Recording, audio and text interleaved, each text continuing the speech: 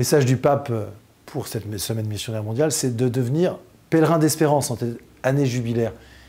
Pour nous, c'est fondamental de devenir pèlerin d'espérance. À Fourvière, nous avons bâti un parcours jubilaire en 5 étapes qui permet de découvrir les différents lieux de la basilique, la chapelle de la Vierge notamment, qui est un haut lieu missionnaire, la basilique, la crypte de Saint-Joseph, le parvis où Saint Jean-Paul II est venu en 1986. Et donc, en fait, ce qui est très important à Fourvière dans cette démarche, c'est de faire découvrir aux pèlerins comment vivre avec le Christ est un signe d'espérance fondamentale.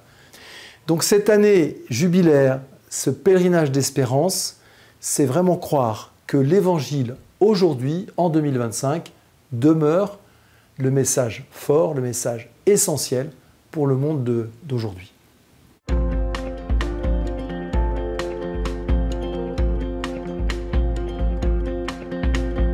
Très concrètement, beaucoup de jeunes demandent le baptême. Comment faire pour être baptisé? Moi, je souhaite devenir chrétien.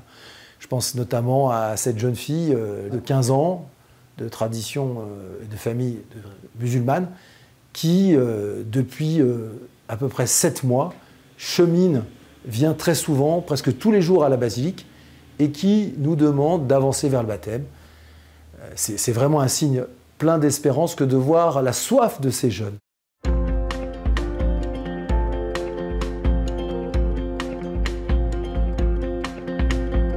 Moi, je crois que le message de cette année jubilaire pour nous, c'est un appel à donner du temps pour l'Évangile, c'est-à-dire à être des témoins de l'Évangile, à transmettre l'Évangile. En fait, c'est une annonce, comme on dit, kérygmatique, c'est-à-dire qu'on annonce simplement que Dieu aime les êtres humains de toute culture, de tout pays, de toute race, et qu'il souhaite simplement que les personnes accueillent l'amour de Dieu. Voilà. Donc j'invite chaque catholique, chaque chrétien, à se sentir investi de cette mission, d'être témoin de l'Évangile, là où il est, que ce soit dans son entreprise, dans son école, dans sa famille, partout, être simplement témoin de l'Évangile. Sans charger, comme disait Bernadette, je ne suis pas chargé de vous convaincre, mais je suis chargé de vous le dire.